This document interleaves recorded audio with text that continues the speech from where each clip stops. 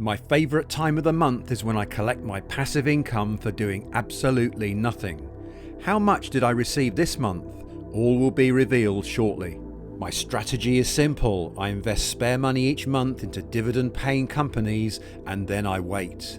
By owning shares, I'm a part owner and therefore I share in the profits these companies make. Some companies pay out twice a year and some pay out 4 times a year. This month I received 7 payments in total. Welcome to my August dividend unboxing. This is not financial advice, I'm just showing you my own simple strategy which I've been following for over a decade. At the start of each month is the premium bond draw, and inside this envelope could be anything from £0 to £1 million. The yield is approximately 1.4%, there is 1 draw a month and all your winnings are completely tax-free. No million this month, but I did receive £50, not a bad start. This graph shows all the premium bond prizes I've received this year so far. My highest win was in July with £100, but in May I didn't win anything.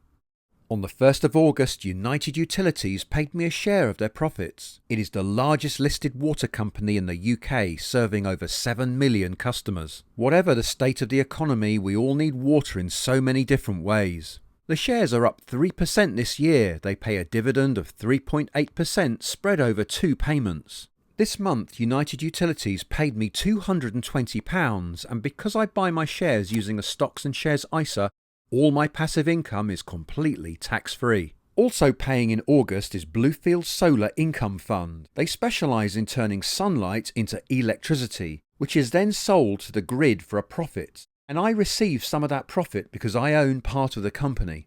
Not only do they pay me a cash reward 4 times a year, but the value of my shares are up nearly 11% this year alone. The dividend yield is 5.9%. This month, Bluefield Solar paid me £55. Just before I continue, I'd really appreciate it if you could give that like button a quick tap, as it really helps out the channel. Thank you. Now back to the unboxing. On the 5th of August, I received a present from Tate and Lyle. This company is a global supplier of food and beverage ingredients. The shares are down a touch this year. The dividend is a fairly low 2.8% spread over 2 payments. This month I received £125. On the 17th of August, National Grid paid out a huge dividend. The company is one of the world's largest publicly listed utilities focused on transmission and distribution of electricity and gas. The shares are up 8% this year and the dividend is 4.3%. This month, National Grid paid out an astonishing £465. Also paying out on the 17th was British American Tobacco. The shares are up an incredible 24% this year, and on top of that they pay a large dividend of 6.2% spread over 4 payments. This month they paid out a total of £205. On the 26th of August, it was the turn of Greencoat UK Wind to give some of their profits to their shareholders. With this company, you really can make money out of thin air. The shares are up 14% this year, and don't forget those 4 cash payments. The dividend yield is 4.6%, and this month Greencoat paid me £80. The green bars on this graph show my dividends from last year, and the blue bars show this year, so we can compare what's happening.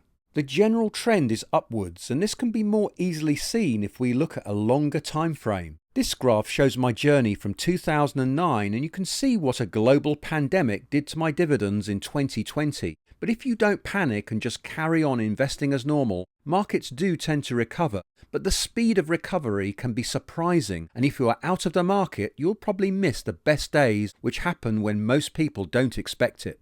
So where exactly are we today on this dividend journey? If we look at the dividends I've received over the last 12 months and divide by 12, we have now reached an average of £1,135 a month, and it's all tax-free. Now for the ex-dividend dates for September. 13 companies go ex-div in September, and if you own the shares before this date, then you are entitled to the dividend.